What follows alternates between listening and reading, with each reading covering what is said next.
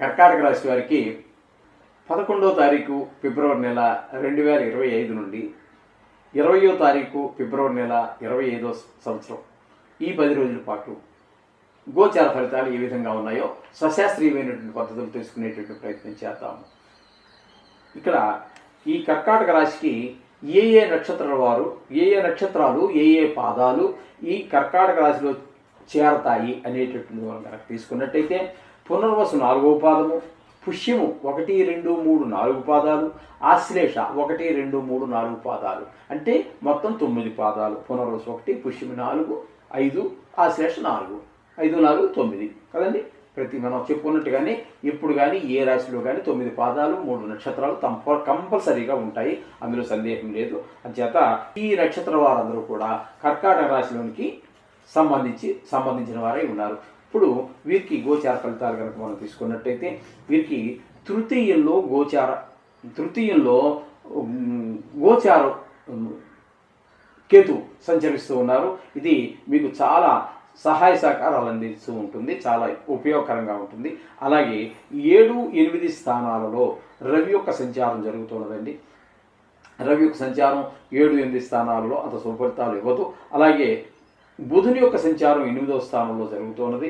అలాగే శని యొక్క సంచారం 8వ స్థానంలో అయినటువంటి కుంభంలో జరుగుతున్నది.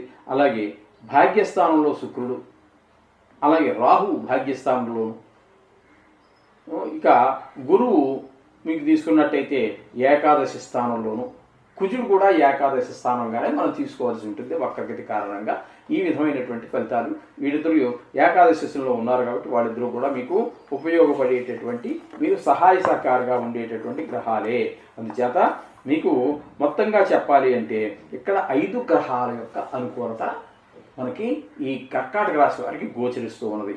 ఇక్కడ తృతీయంలో కేతు మూలాన మీకు అందరి యొక్క సహాయ సహకారాలు అందుతూ ఉంటాయి. అట్లాగే మీకు ఏ పని చేసినా కూడా అందులో మీకు మంచి ఫలితాలు రావటం, మనసా వాచా కర్మణ, ఎక్కడైనా సరే మీరు ఇంటి దగ్గర కావచ్చు, ఉద్యోగ స్థలంలో కావచ్చు, వ్యాపార స్థలంలో కావచ్చు, ఇంటి దగ్గర చుట్టుపక్కల వాళ్ళు కావచ్చు, మీరు సహాయ సహకారాలు అందిస్తారు. తద్వారా మీకు ఉత్సాహంగా ఏ పని చేసినప్పటికీ కూడా విజయాన్ని సాధించుకుంటూ పోతూ ఉంటారు. ఈ విధంగా కేతువు యొక్క సంచారం వల్ల ఇక పోయినట్టయితే 7, 8 స్థానాల్లో రవి యొక్క సంచారం 2 స్థానాల్లోనూ కూడా మీకు ఏ విధంగా ఉపయోగపడుతుంది.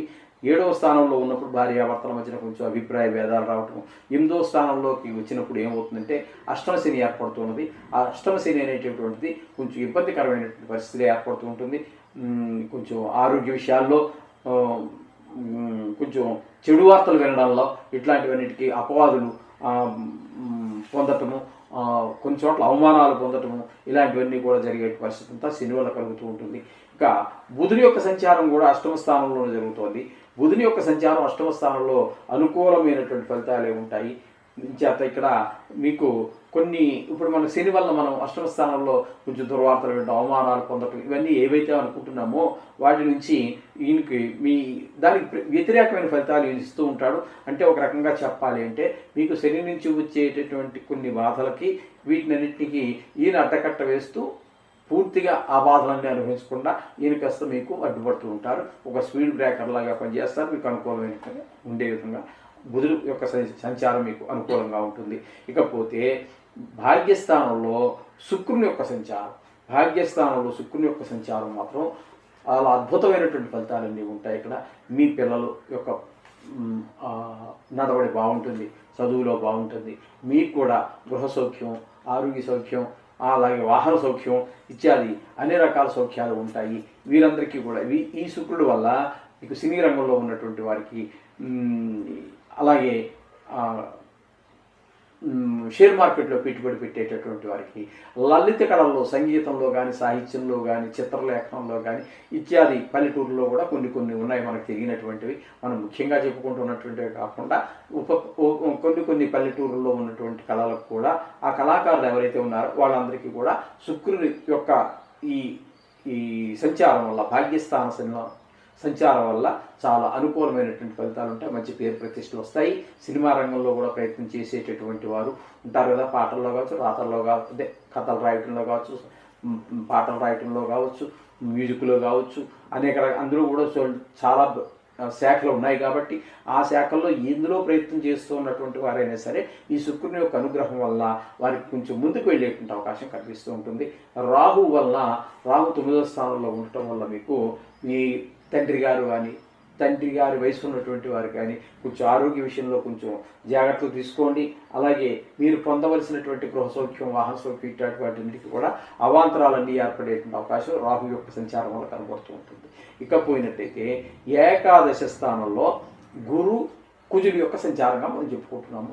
అంచేత ఏకాదశ స్థానంలో ఈ 2 గ్రహాలు కూడా అత్యంత అనుకూలమైనటువంటి ఫలితాలు, అంతా లాభం, ఏది ముట్టుకున్నా లాభం, ఏ పని చేసినా సరే అందులో విజయం, పిల్లల విషయం తీసుకుంటే చదువులో విజయం, మీ విషయంలో తీసుకుంటే ఆదాయంలో లాభం, వ్యాపారం ముందుకు వెళ్ళటం, వృత్తి అయితే వృత్తిలో ప్రమోషన్లు రావడానికి దేనికి అందులో కుజుడు ప్లస్ ఈయన ఉండటం అనేటటువంటిది చాలా అదృష్టమైనటువంటి పరిస్థితి. కాబట్టి ఏకాదశ స్థానంలో చాలా శుభప్రదమైనటువంటి ఫలితాలన్నీ గురువు కుజుడు కూడా. మొత్తంగా ఈ యొక్క రాశి వారికి మనం తీసుకున్నట్టయితే, ఈ కర్కాటక రాశి వారికి మనం తీసుకున్నట్టయితే గ్రహాల యొక్క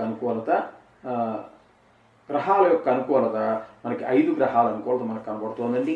కుజుని యొక్క అనుకూలత ఒకటి మనకు బాగా కనిపిస్తూ ఉన్నది, బుధుని యొక్క అనుకూలత కనిపిస్తూ ఉన్నది, అలాగే శుక్రుడు, రాహు, గురువు, కుజుడు, ఈ విధంగా మనకి చాలా గ్రహాల యొక్క అనుకూలత మనకి కనిపిస్తూ ఉన్నది. కాబట్టి మీరు ఏ పని చేసినప్పటికీ కూడా ఈ వారం చాలా ఆహ్లాదకరంగా ఉంటుంది. కొన్ని ఇబ్బందులు ఉంటాయి, ఇబ్బందులు తక్కువ, సుఖాలు ఎక్కువ, అనుకున్న పనులు త్వరగా నెరవేర్చడం, ఇట్లాంటి ప్రయత్నాలన్నీ కూడా మనకి చాలా ఉల్లాసాన్ని, ఉత్సాహాన్ని కలిగిస్తూ ఉంటుంది. టోటల్గా చెప్పాలి అంటే కర్కాటక రాశి వారికి ఈ 10 రోజులు చాలా బాగుంటుంది. ఒక అదృష్టమైన కాలంగా భావించవచ్చు. ఏ పనైనా నిర్భయంగా ముందుకి ప్రారంభించవచ్చు. ఎందుకంటే గురుడు, శుక్రుడు అనేటువంటి అత్యంత శుభగ్రహాల యొక్క అనుగ్రహత, అలాగే ఏ పని చేసినా దాన్ని ముందు అనుకూలతుంటే ఎంతైనా ముందుకు తీసుకోగలిగినటువంటి కుజుని యొక్క అనుగ్రహత, ఇవన్నీ కూడా మనకి అనుకూలమైన. కాబట్టి ఈ రాశి వారు ఏ పనినైనా నిర్భయంగా పెట్టుబడి పెట్టాలన్నా, ఓ పని ప్రారంభించాలన్నా అన్నిటికీ కూడా చాలా అనుకూలమైన కాలంగా మీరు భావించండి. ఏదేమైనప్పటికీ నవగ్రహాలకు పూజ మానకండి. అట్లాగే ఇంకా కొన్ని గ్రహాలు ప్రతికూలత కూడా ఉంటాయి కూడా. దాని గురించి ఈ నెల 16వ తారీఖున వచ్చేటటువంటి సంకటహర చతుర్థి రోజున తప్పకుండా ఈ సంకటహర చతుర్థిలో కూడా పాల్గొండి. ఉన్నటువంటి చిన్ని గ్రహాల యొక్క దుష్ఫలితాలన్నీ కూడా పోతాయి. ఇక శుభప్రదమైనటువంటి ఫలితాలన్నీ కూడా వస్తాయి. శుభం.